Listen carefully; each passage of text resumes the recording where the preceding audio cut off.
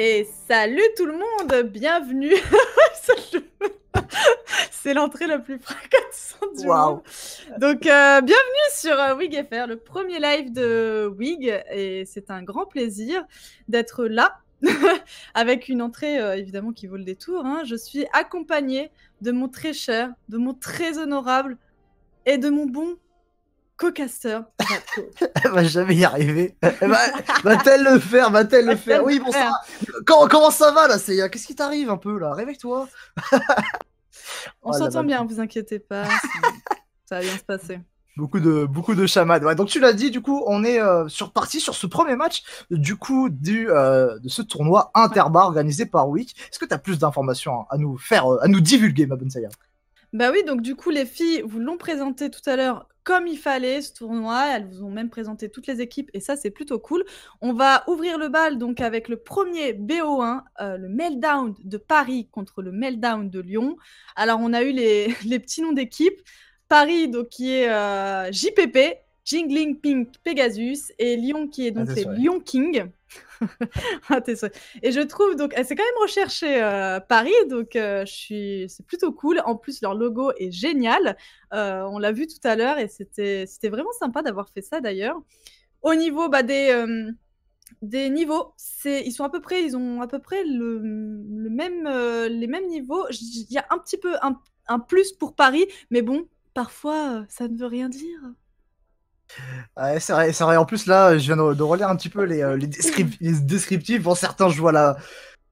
C'est compliqué à dire à la manette. Oh, les frissons sont passés. Non, voilà. Donc, on a vraiment des joueurs d'un petit peu de tous les Hello. On a, voilà, des SR du côté, en tout cas, du Meltdown de Paris qui tombe dans les alentours, pardon, de 3K, 3K2 à peu près. On a tout ce niveau-là. Donc, à un niveau assez low jam, mid-jam à peu près. Alors que du côté, du coup, du Meltdown de Lyon, eh ben, on est un peu près similaire. On a un joueur voilà qui traîne dans les dans les fonds du diamant, et voilà, le reste c'est pareil, c'est un petit peu donc des équipes vraiment qui ont un niveau assez conséquent, assez intéressant, assez équivalent, donc ça promet d'être un match assez intéressant entre ces deux équipes.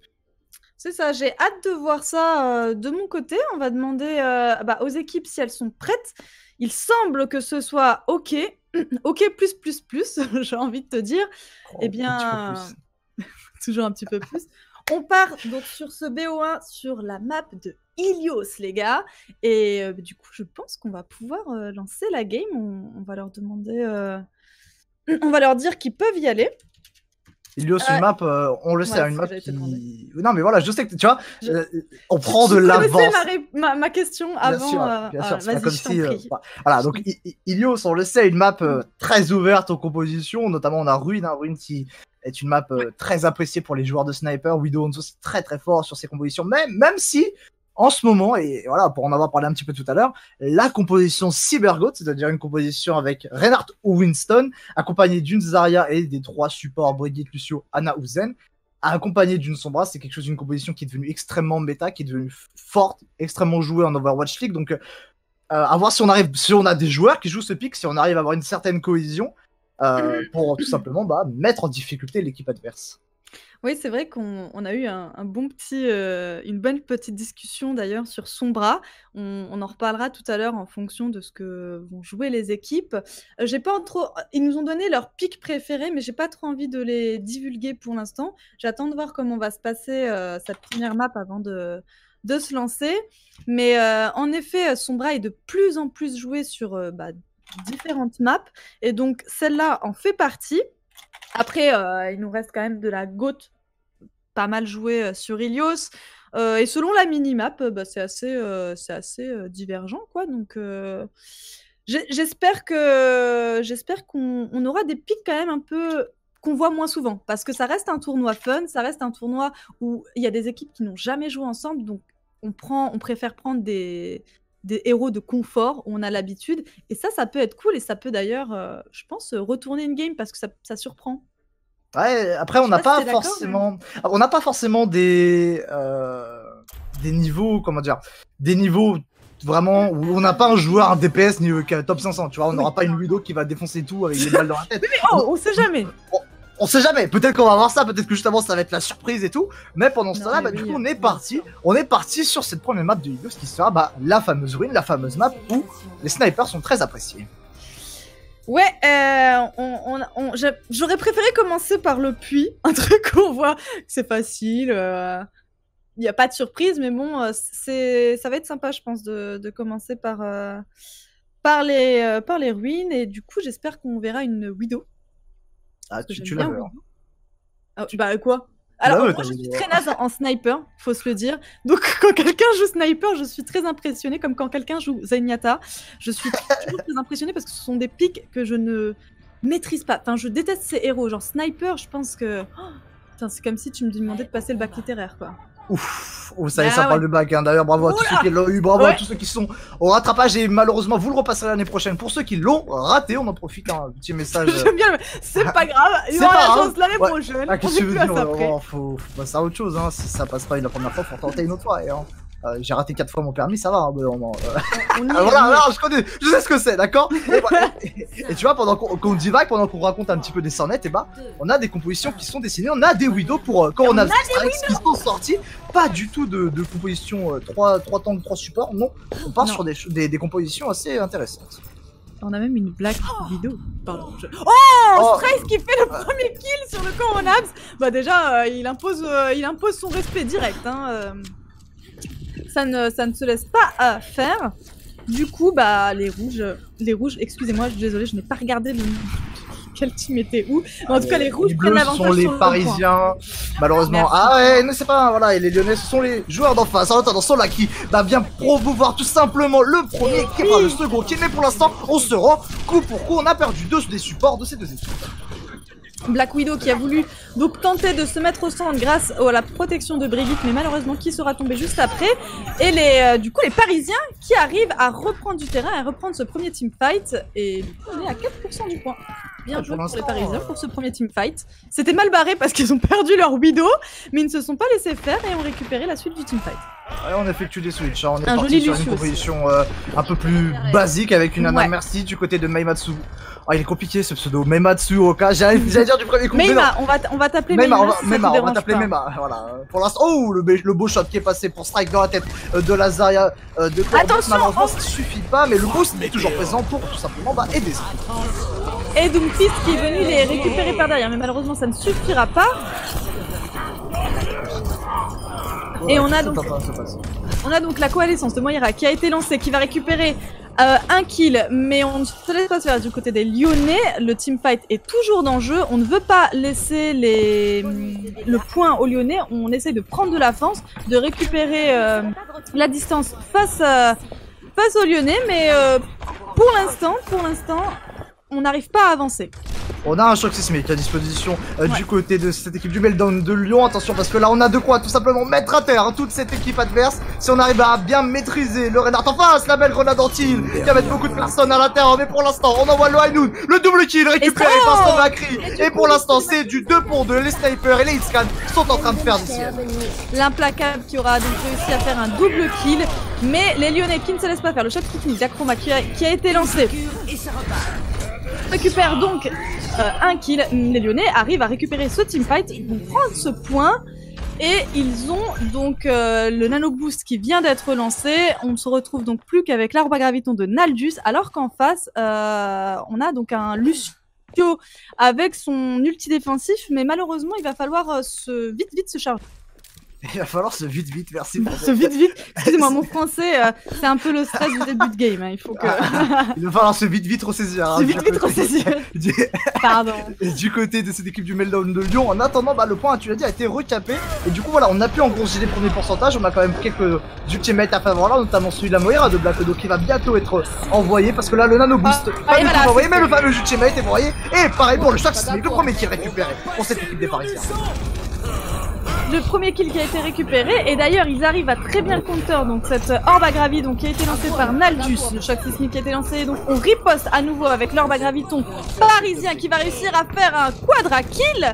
Et récap ce point, il ne reste plus que la Widow qui est toute seule et qui arrive quand même à gagner du temps malgré ça. Et donc à être à 89% des points pour Paris contre 51 pour lui. Malheureusement, ce teamfight perdu pourrait sonner le glas pour cette équipe lyonnaise. Il va falloir venir contester très rapidement Strike, qui est enfin parti sur le pic de son bras. Le choc civique qui malheureusement ne touchera pas le bon champ d'immortalité. Et on n'a pas touché le point du côté des Lyonnais. C'est un 100 à 51%. Le premier side ira pour l'équipe de Paris. Ouais, on a été un peu lent. C'est vrai que Paris a réussi à retourner les teamfights assez vite et donc à surtout garder ce point de façon beaucoup plus contrôlée que les Lyonnais. Et je trouvais qu'ils étaient plus en cohésion parce que justement pour récupérer, ils ont pris les hauteurs, ils sont restés bien paqués, bien protégés, alors que les Lyonnais ont essayé de les split mais n'ont pas réussi, ils étaient souvent dispersés. Ouais, malheureusement, ça n'aura pas fait l'affaire. On n'a pas vraiment bien géré cette rotation d'ultimate. Mais pour l'instant, on est parti sur puis la map qui va potentiellement donner des points, ses premiers points à cette équipe de Paris, les JPP, comme on les appelle dans le milieu. On va voir si ils vont réussir à s'imposer sur cette map de Helios. On rappelle que c'est un format BO1, donc là, il ne faut absolument plus rater ce site. Sinon, c'est la première défaite pour les Lyonnais. Origissa et comme on en a l'habitude, sur cette map, on a un Rodog côté parisien et une Orisa côté lyonnais. C'est assez connu. Oh oh oui de Strike qui réussira à prendre un double kill côté parisien, c'est très bien joué. Ouais, on a fait un très bon double pick avec cette fameuse halte de Orisa Strike qui continue de faire des siennes décidément. Les Orisa sont à l'honneur et pour l'instant le kill feed a l'air de prendre une couleur rouge comme cette équipe des Lions, des Lions pardon, ou la Lion, je sais plus comment on dit. Pour l'instant les premiers picks sont en train de se faire et le point va commencer à être capté. C'est ça, c'est dommage parce que les Parisiens étaient bien partis, ils ont récupéré un double kill, ils ne sont pas allés chercher les Lyonnais qui, eux, évidemment, ont dû reculer pour attendre leur petit teammate qui venait de mourir, mais ils n'ont pas perdu de temps derrière, ils ont tout de suite récap le point et fait tomber les Parisiens. Ouais, Strike qui a déjà chargé son ultimate et Corona, voilà, le premier kill, il le fallait, ce kill sur le Doomfist un petit peu trop avancé, mais voilà, on a récupéré, on a pris le reverse kill, pardon, on a quand même tué le bon Reaper, le bon faucheur des familles, Nanouchka qui a fait un très bon travail, mais sur le pneumatique déployé, on envoie beaucoup d'ultimate du côté des Lyonnais, ça y est, le double kill du côté des JPP qui vient tout simplement de récupérer l'avantage numérique. Et qui récupérera du coup le point avec lui.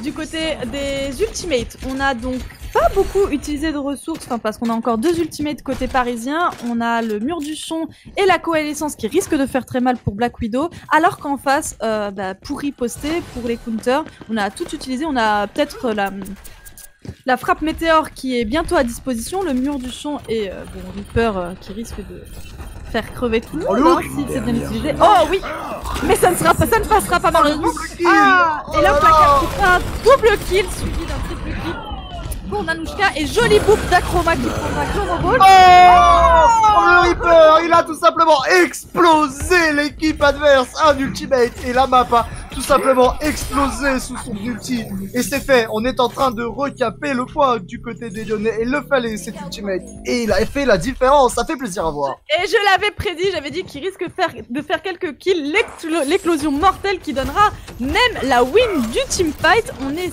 serré au niveau des caps du point, 46 à 45%. Tout se joue, on a un avantage côté ultimate parisien parce qu'on a 4 ultimates disponibles. Oh, et Chloroballs qui va prendre, donc là on est 1 pour 1 pour l'instant entre les deux équipes.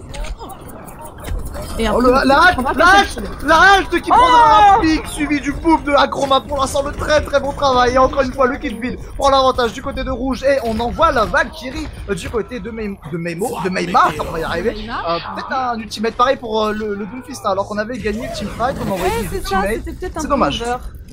On aurait peut-être pu le garder, après bon, il nous reste un surchargeur et surtout un mur du son pour essayer d'un peu counter ces parisiens, il faut faire attention. Et on a switch sur une Pharah côté Nanouchka.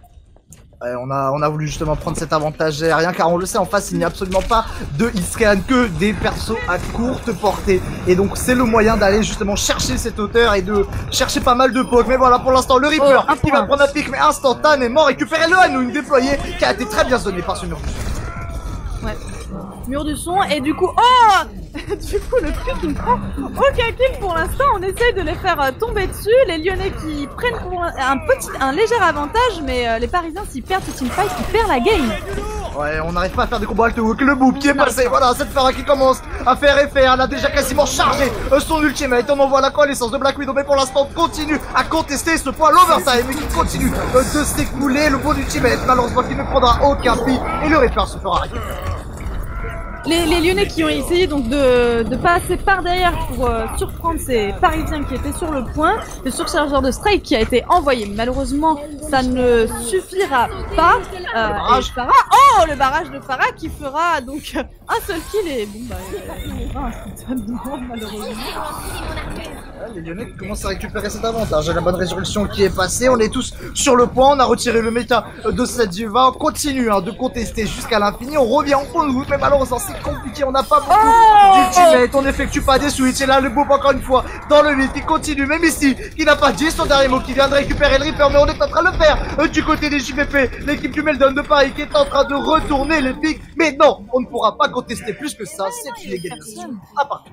Il y avait malheureusement personne pour avancer sur ce point. Le teamfight se jouait, mais c'était pas assez. Il restait plus beaucoup de temps. Et du coup, bah, ça égalise.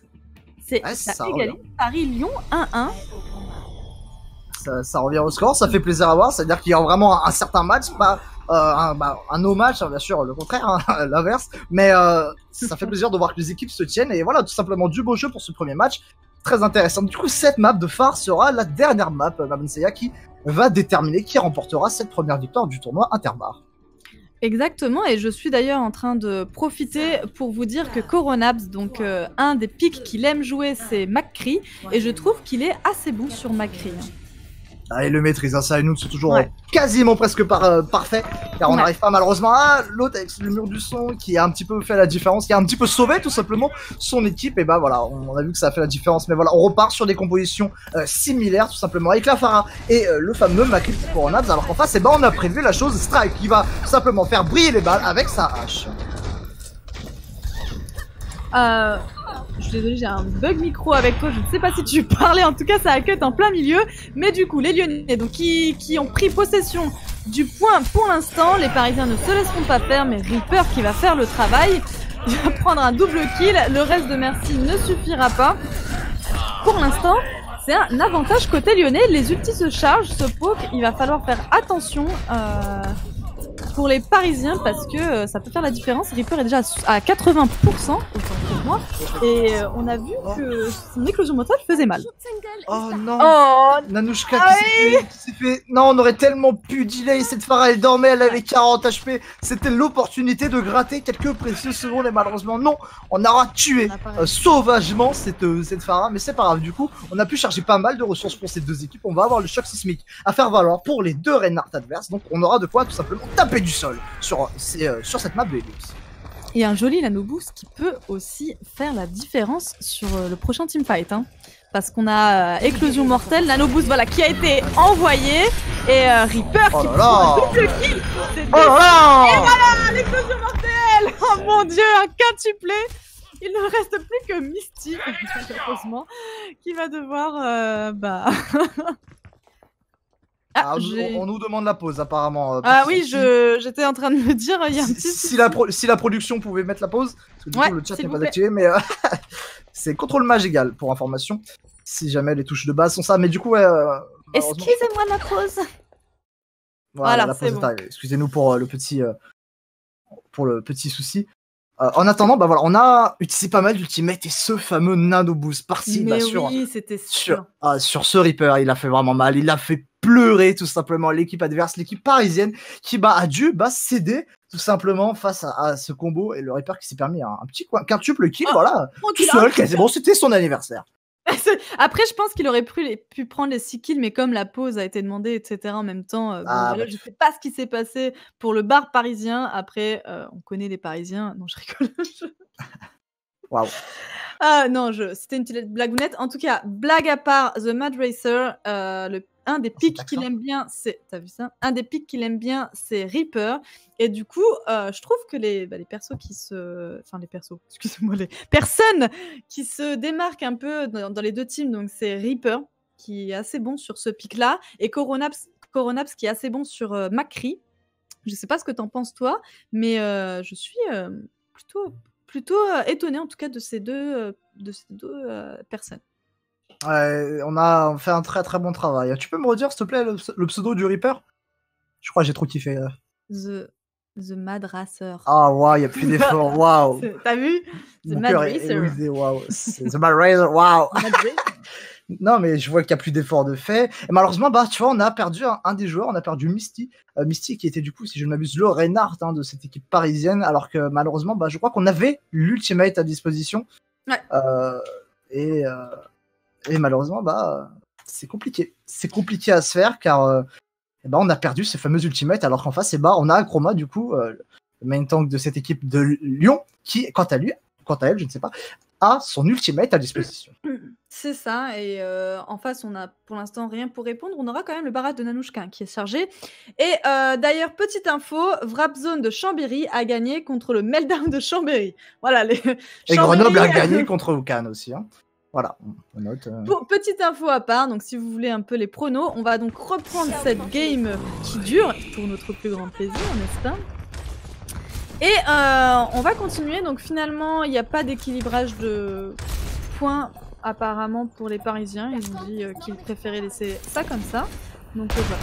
Le reste du coup qui a été utilisé du côté de la Farah pour Rez Nanouchka qui a son barrage de chargé. Et attention, à l'implacable, voilà, vous allez dire qui est chargé, et Bob. Non. Et ouais. Oh, les ultimates, on envoie tout, les prolongations qui sont déployées, mais le Bob, il est en train tout simplement d'exploser à coup de balle, il crible ses adversaires. Et pour l'instant, je crois que c'est fait. Les Parisiens sont en train de souffrir et de périr face à cette équipe lyonnaise, qui viennent de remporter ce premier BO1. Mais ouais, malheureusement, je pense que les Parisiens étaient un petit peu découragés du coup de par cette pause, mais bon, ils ont très bien joué, c'était un joli BO1. En tout cas, place au Play of the Game.